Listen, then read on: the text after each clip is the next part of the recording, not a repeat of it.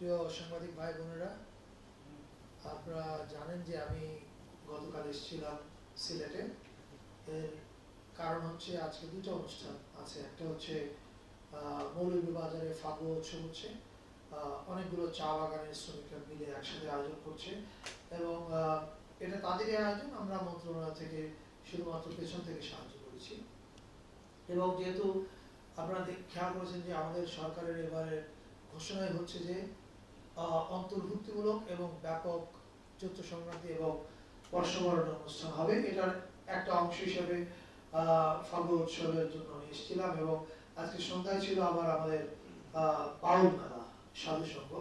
তো এই দুটো অনুষ্ঠানের কাজে এসেছিলাম এবং সেই কাজেই বিভাগীয় কমিশনার সাহেব এসেছেন। হয়তো আমরা কথা ছিল আমাদের যাওয়ার আজকে ওখানে, কিন্তু আপনারা জানেন যে গতকাল রাত বা ভোর 4টা থেকে একটা ঘটনার জন্য আমরা সবাই ওই দিকে ব্যস্ত হয়ে পড়েছি। সেটা হচ্ছে জানেন যে চারুকলাতে ঢাকা ইউনিভার্সিটি চারুকলা ইনস্টিটিউটে বৈশাখের শোভাযাত্রার বর্ষবরণ শোভাযাত্রার যে র্যালির জন্য যে মোটিভগুলো তৈরি করা হয়েছে, সেখানে একটা মোটিভ ছিল ফ্যাসিবাদের মুখাবয়ব। সেই ফ্যাসিবাদের মুখাবয়বটা কে বা কারা পুড়িয়ে দিয়েছে ভোর 4টার পরে।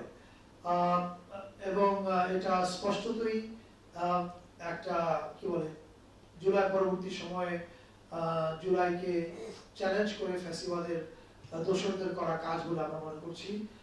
ফ্যাসিবাদের দোসর এই অর্থে বলছি, যারাই চায় না এই ফ্যাসিবাদের মুখাবয়ব র্যালিতে থাকুক, ধরেন নানান রকমের মতামত থাকতে পারে, ক্রিয়েটিভ কমেন্ট, কিন্তু যখন এটা পুড়িয়ে দিতে যায় তখন বুঝতে হবে যে এটার পিছনে একটা সংঘবদ্ধ শক্তি কাজ করছে।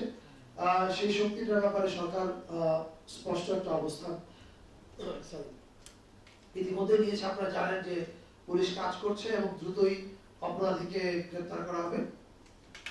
আর আমি এই সংবাদ সম্মেলন থেকে দেশবাসীর প্রতি যে আহ্বানটা জানতে চাই সেটা হচ্ছে এই যে আমরা এবার সবাই, মানে শুধু বাঙালি না, বাঙালি এবং অন্যান্য যত জাতিগোষ্ঠী আছে, আমরা সবাই এক হয়ে উৎসব করতে চেয়েছি ফ্যাসিবাদ মুক্ত বাংলাদেশে।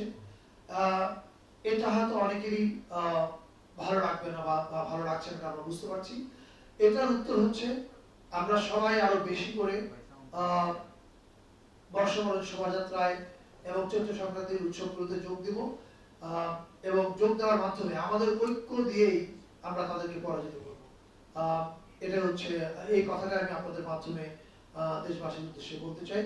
আর যেহেতু ঢাকা একটা জরুরি ঘটনা ঘটেছে, আমি আমার সফর সংক্ষিপ্ত করে ঢাকায় ফিরে যাচ্ছি এখন।